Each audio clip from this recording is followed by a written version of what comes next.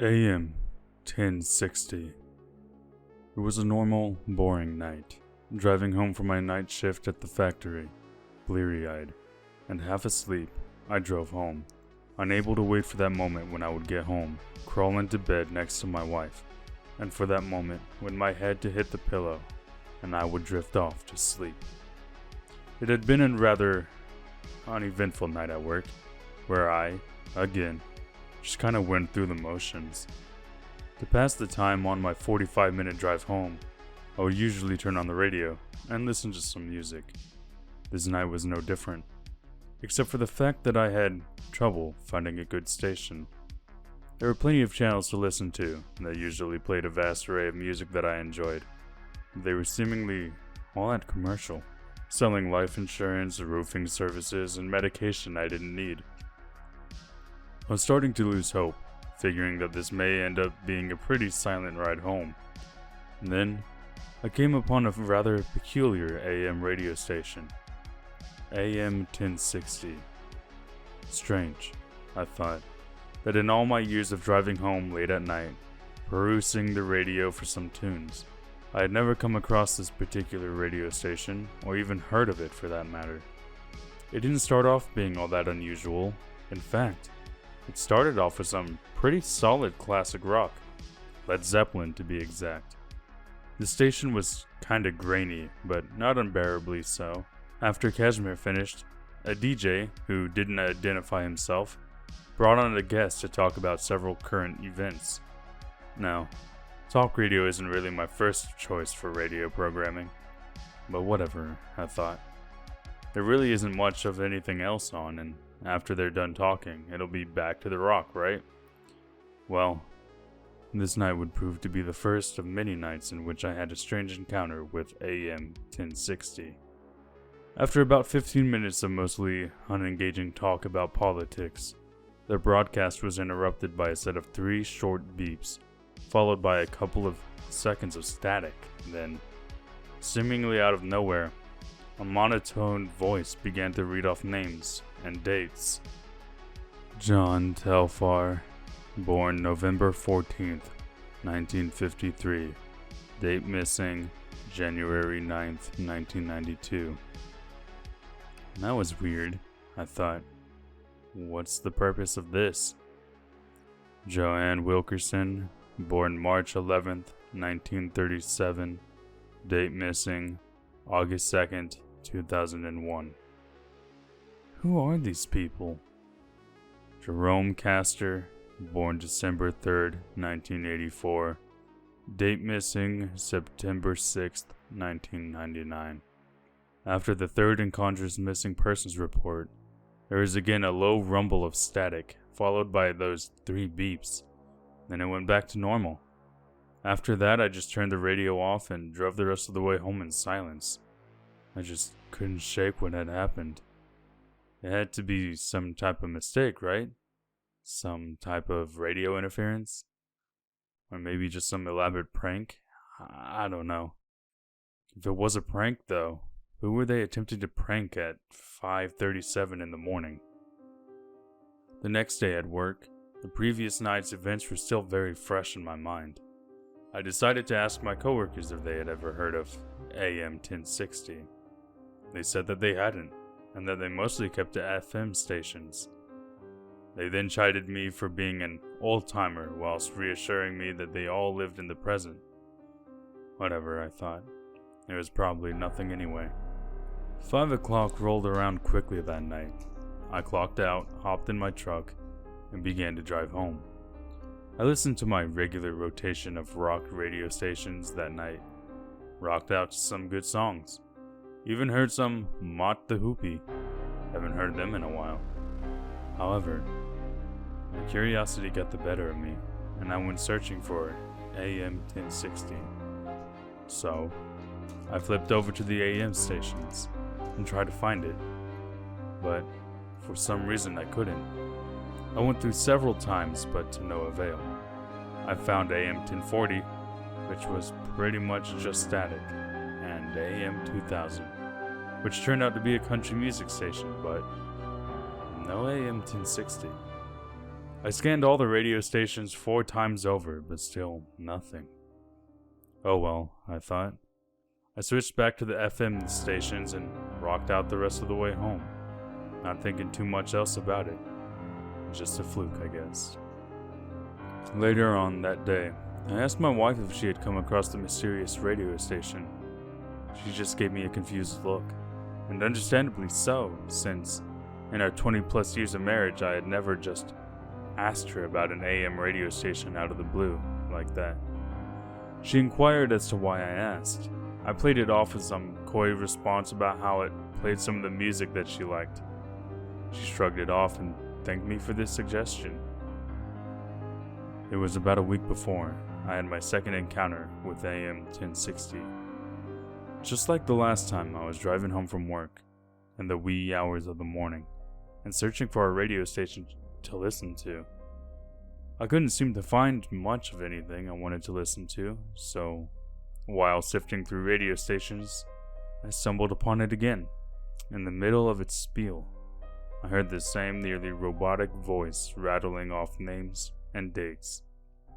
Armando Gonzalez, born July 18th, 1982. Date missing, April 23rd, 2013. Why are these being broadcast? Is it in an effort to find these people? If so, don't we need a little more information than this? Van Davis, born February 4th, 1911. Date missing, October 13th, 1945. 1945? What are the odds that this person is even still alive? Is that person honestly still being searched for? Sofia Andujar, born January 1st, 1995. Date missing, January 1st, 2013. Interesting. Maria Devereaux Kane, born June 29th, 1963. Date missing, November 28th, 2007. Right after the last date was mentioned, the radio station crackled back into its regular broadcast. It sounded like the same DJ as last time, talking to a guest, this time about recent economic issues. I have to say, when it's not rattling off names, birth dates, and the dates people went missing, it's actually a pretty boring station. When I woke up from my after-work nap around 10 a.m., I decided to try out my amateur sleuthing skills. I went and got my wife's laptop, opened it, and began Googling the names that I heard on the radio. First, of course, I looked up AM 1060. To my surprise, they had a website. I clicked on the link and, after a bit longer than usual, a 404 error message displayed. Figures. I tried refreshing the page several times, not sure what good I thought that was going to do me. I quickly gave up on that venture and went on to Googling the names. The first name I typed into the search engine was Maria Devereaux Kane, and sure enough, there she was. She was in fact born in June of 1963, and last seen in November of 2007, in Helena, Montana. Helena, Montana? That's nowhere near here. What are the odds that someone who went missing in Montana is all the way down here? Do they honestly think someone down this way has details about her whereabouts? I have so many questions. Next, I looked up John Telfair. Again, the information I had about him was in fact accurate, but he too was from an area that I would assume was well outside the range of AM 1060. Seriously, what is this? After looking over their stories, as well as several others, I compiled some information on them, and realized that all of these missing person cases were from places that weren't particularly close by, with the exception of one guy, who disappeared from a few towns over. I almost noticed a certain and very interesting synchronicity in these cases. All of them disappeared while driving. Even Jerome Castor, who wasn't even old enough to have a driver's license at the time of his disappearance. And their last known whereabouts were usually places they frequented, places such as their home or work. So they were just going about their normal daily lives, then vanished without a trace. Were they all going somewhere? Or worse yet, were they all running from something? My wife then entered the kitchen, where I was sat, doing my research. She asked me what I was doing, seeing that I had several tabs open, and was looking up old articles. I came up with some excuse about being interested in true crime and having heard about some missing persons cases that were exceptionally enthralling. She then pointed to one of my tabs and asked why it was open. Stupid me. Forgot to close out of the website for AM 1060. I told her that I had been listening to it on my way home, and heard about some contest they were having, in which the winner would get 2 free tickets to see Lady Gaga, and that I was trying to win them for us. She thanked me, gave me a kiss on the cheek, then headed out the door to go to work. It would be nearly a month and a half before I came across AM 1060 again. To be honest, I had nearly forgotten about it altogether. This time, however, was different from the previous 2 occasions in that I wasn't on my way home from work this time. Rather, I had just left my house, on my way to a camping trip with a couple of my old high school buddies. Sheila Gaston, I heard the voice over the radio say. Born September 12th, 1970. Date missing, February 29th, 2004. George Wellingsworth, born unknown, 1604, date missing, unknown, 1655. What? They kept records of that kind of thing back then? Also, there is no chance that guy is still alive.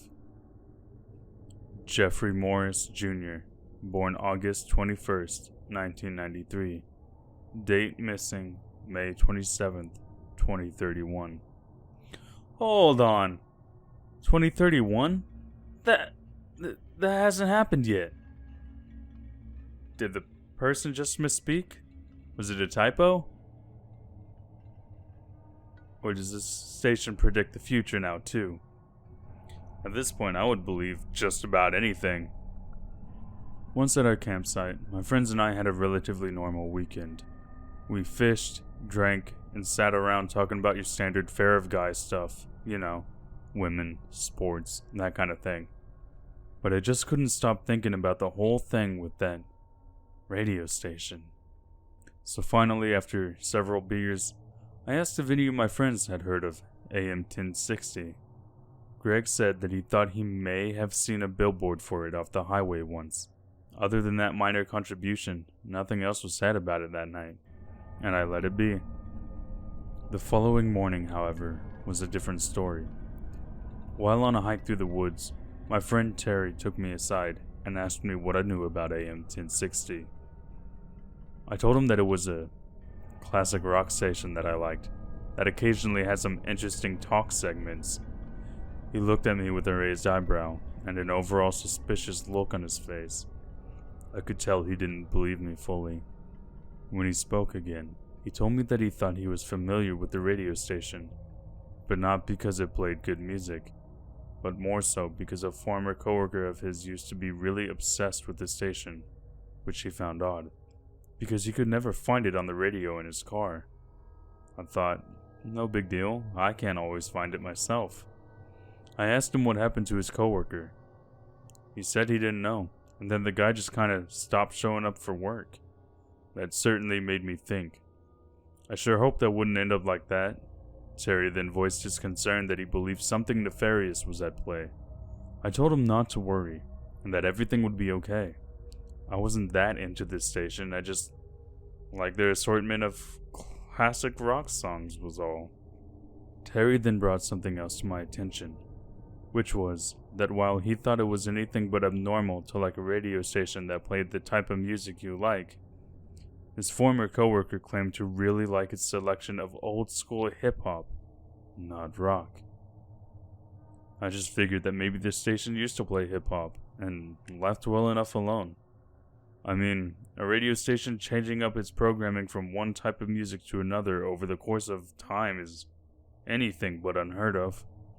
He then went on to explain that from the time he first mentioned the station, his coworkers started to become more and more disorderly and uncouth. I assured him that I was in no way acting out of character, and that there was nothing to worry about. This seemed to de-escalate the conversation to a good stopping point, and that was the last we talked about it that trip. The rest of the trip went off without a hitch, but I could tell something was deeply bothering Terry. When I got home from my camping trip 3 days later, I went straight to researching the names I had recently heard. I found out that all of them went missing in the exact same manner as the previous people, except for George Wellingsworth, who went missing well before cars were invented. However, the research I did on him turned out to be one of the most fruitful yet. It was tough, as you could imagine, to dig up information on someone who lived so long ago. But what I learned about him really stuck with me. Firstly, he was an Englishman. Secondly, that he was viewed as something of a social pariah. Apparently, he was seen as a town nuisance. Allegedly, he heard noises in his head that he described as being a fuzzy ruckus. One night, after having hit another one of his episodes, he gathered up some of his belongings, put them into a stagecoach, and set off into the night, never to be seen or heard from again. How weird is that? That even though he lived well before the invention of the automobile, or the radio for that matter, his story was strangely congruent to all of the other people mentioned on AM 1060. Just, his was the 17th century version. Just then my wife came downstairs in a hurry, as she was late for work. She saw me sitting on the couch using her laptop again. She half-jokingly asked me if I was trying to win her more tickets. I sheepishly said that I was, having forgotten that that was the lie I was going with to explain my sudden and strange change of habits. What happened next, however, left me very confused. Right before she left, she told me that she had listened to AM 1060 on her way home from work the previous day. Fearing the worst, I readied a cockamamie explanation as to why all she heard was either static, talk radio, rock music, or worse yet, missing persons reports, before she said that I was right, and that it did have a pretty good selection of pop and R&B music. That confused me further. I had never heard any pop or R&B on that station. I get that the station is by nature rather animalistic, but this threw me for a loop. And is the station different things to different people? The following night I was driving home from work when I turned on the radio and flipped over to AM 1060, only to hear complete and utter silence. This is new, I thought. As I was about to change the radio station, I got a call. I answered the phone and it was Terry. No idea why he was calling me this early, but whatever. We chatted for a couple of minutes, talking about this and that, when almost as if he had telekinetic powers, he asked if I was currently listening to AM 1060. I lied and said that I wasn't, although there was nothing currently playing on that channel, so I guess it wasn't a total lie. He said he was just making sure, and laid his theory on me that the radio station was pure evil, or something to that effect. I laughed, because while I found the station intriguing at best, and somewhat perturbing at worst, I doubted it was run by the devil. The topic quickly changed to that of work. Apparently another person from Terry's work quit that week. Right after telling me that, a sudden urge came over me. I asked him what the name of his coworker who had become enraptured by AM 1060 was. He said that his coworker went by the name Manny, but that his real name was Armando Gonzalez. I quickly found an excuse to end the call with Terry, spinning some story about pulling into a drive-thru to grab a bite to eat before I go home. I assured him I would call him later, and we hung up, and almost like clockwork, the second I hung up, music began to fade in over the radio. This time started off innocently enough, beginning with a song, that song being My Favorite Waste of Time by Owen Paul. I chuckled to myself. How apropos, I thought, since this radio station truly had become something of my favorite waste of time these past couple of months. As the song petered out, static faded in, and then came the 3 beeps. Here we go again, I said aloud. Then came something I definitely was not expecting. Something that made my blood run ice cold.